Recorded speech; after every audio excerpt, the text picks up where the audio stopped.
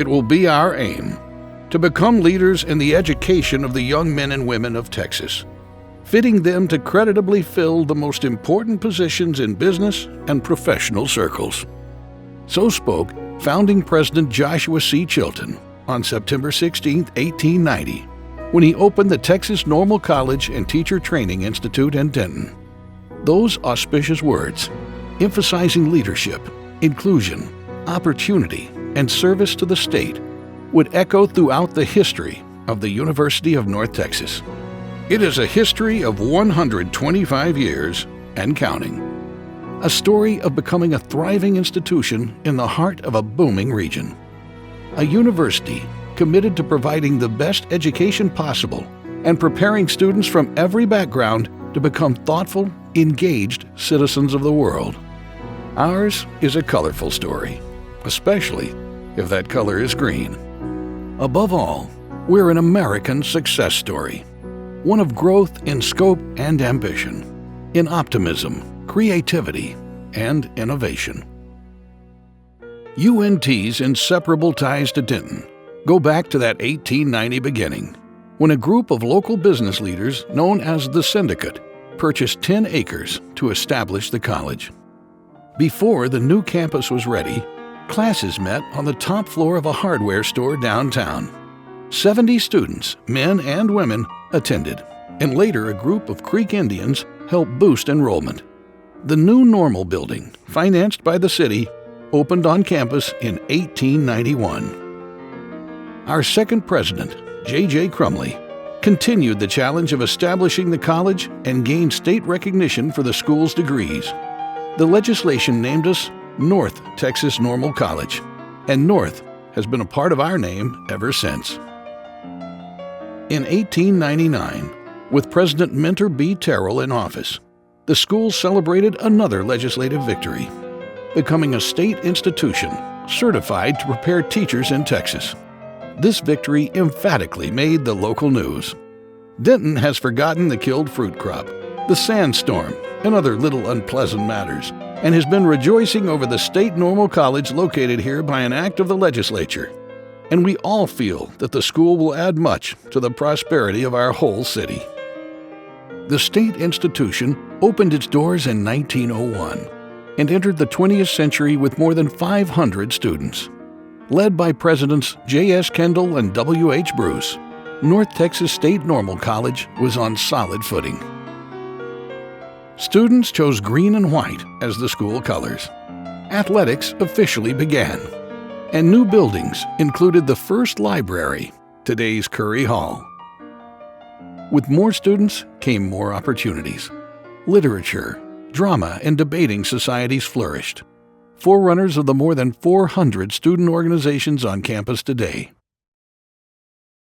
In 1914, an innovative model training school opened, later known as the Demonstration or Lab School. It gave Texas's future teachers first-hand training with students. During the First World War, the college played its part with student military training and services for veterans. With peace, enrollment picked up, and academic status grew with the first 4-year bachelor's degrees awarded. The Roaring Twenties brought major accreditation under President R.L. Marquis and many beloved traditions. In 1922, students chose the eagle as mascot and adopted the alma mater, written by classmates Julia Smith and Charles Langford. The 1920s also marked the advent of Saturday night stage shows, led by the legendary Fesser Floyd Graham. What began as live music accompaniment for silent movies soon became a variety show. Through the decades, student entertainers such as Joan Blondell, Ann Sheridan, and Pat Boone graced that stage. In the 1930s, the Great Depression brought great challenges, and the college responded. Our first on-campus dorms were funded in part by the Federal Public Works Administration. UNT's focus on sustainability began early on in the biology department. I had a course under Dr. B.B. Harris. He talked a lot about conservation of natural resources. Ideas come from vision back to memory. Grace Woodruff Cartwright, 1929 graduate and first female regent. The college embraced innovative research in the mid-30s with scientists like J.K.G. Silvey, whose water quality studies, some of the institution's earliest funded research, started the rising tide of UNT's passion to protect the environment. In 1935, our first master's degree programs began. Today, UNT is a hub for bio-based research focused on preserving the planet. Enrollment dropped severely during World War II, from nearly 3,600 students to 1,700, and the campus again supported the war effort, housing military training groups, participating in bond rallies, offering a civilian pilot course, preparing women for factory jobs, and providing entertainment for area soldiers. After the war, with the help of the GI Bill, many veterans enrolled. In 1945, President W.J. McConnell organized the first schools and colleges for the institution, which had grown beyond the original mission of training teachers. In 1946, the Laboratory Band was formed, part of a program later called Jazz Studies. Developed from the master's thesis of Gene Hall, who would direct the program, it was the first of its kind in the nation. The 1950s were an age of optimism, opportunity, and fun. North Texas State College saw students dancing the North Texas Push and lining up for tasty Union coffee cake, local fraternities and sororities affiliated with national Greek organizations. The new administration building rose up as an icon on campus, featuring a clock tower complete with carillon. President J.C. Matthews presented the school's first doctorate to education graduate Harold Hitt in 1953.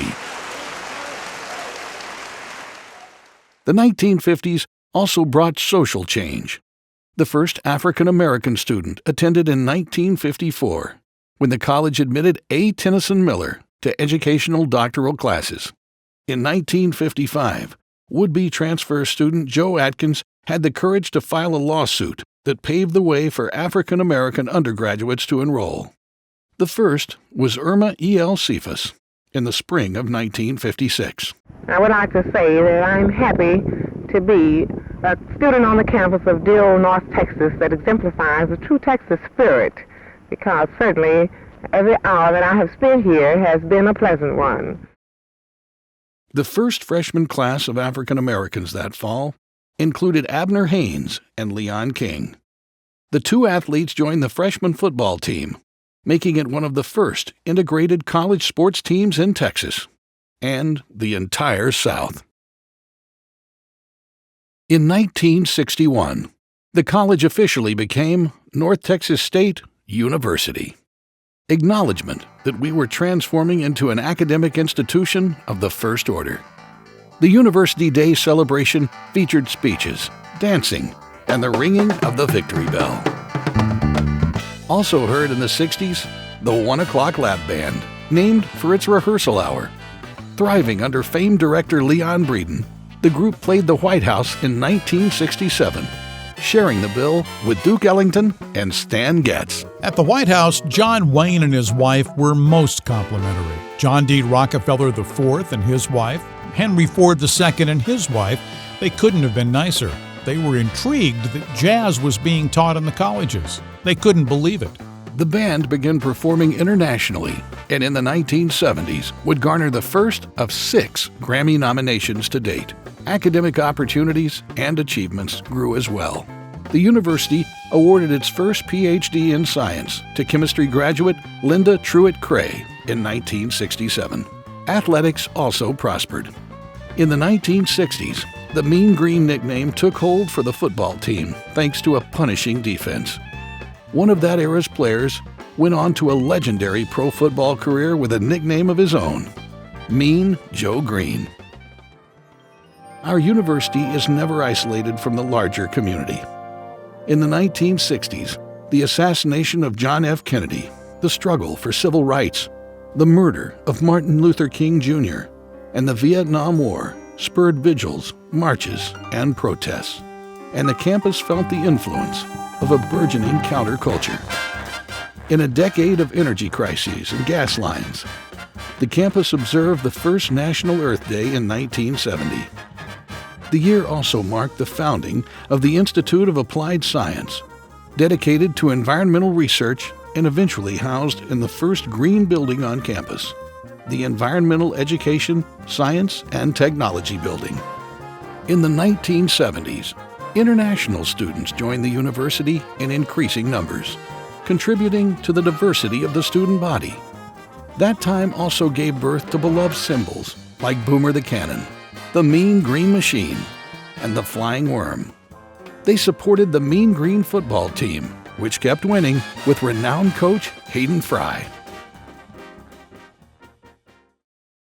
In the 1980s, led by President and Chancellor Alfred F. Hurley, the university set a course for becoming a national research institution, bringing distinguished faculty and research to campus and contributing to the success of our region, state, and nation. Over the years, the research and scholarship enterprise has expanded to include plant science, materials science, engineering, computational chemistry, and logistics, just to name a few. The university championed academic excellence in the 80s with the founding of the Classic Learning Corps, one of the precursors to UNT's Honors College, and TAMS, the Texas Academy of Mathematics and Science, became the nation's first accelerated residential program of its kind for high school students ready to start college early.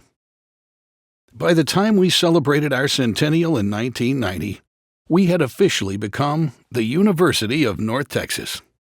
In the decade that followed, our impact grew as the UNT system was established. With UNT as the flagship, the system now includes the UNT Health Science Center at Fort Worth and UNT Dallas, along with UNT Dallas College of Law. In 2001, UNT purchased what would become known as Discovery Park, a home for the engineering college and the largest university research park in the region. Today, with 12 colleges and schools, UNT is a pace-setter in finding multidisciplinary, innovative solutions in energy, agriculture, nutrition, medicine, and many other areas. With more than 37,000 students, we are the 25th largest public university in the nation, the largest university in the North Texas region, and one of the country's most diverse. We have come a long way from 70 students above a hardware store, but the vision of founding President Chilton to become leaders in the education of young men and women rings as true as ever. Today, our 16th president, Neil Smotrisk, leads a UNT that aspires to national prominence as a research institution, offers the best education, and remains vibrantly tied to the North Texas region and our Denton community. In 1890, President Chilton envisioned this as a place that would produce leaders out of young men and women from our state. People who could serve the state, build our prosperity, and create something special. I don't know if he could have possibly imagined what we have become in 125 years, with 37,000 students and 300,000 alumni who have served prominent roles that have made a difference in the lives of North Texans, in our nation, and even globally. We have had a storied past, and I believe we have a yet more promising future. I'm incredibly proud of this institution, and know if President Chilton were here with me today, he would be proud of what we've become as well.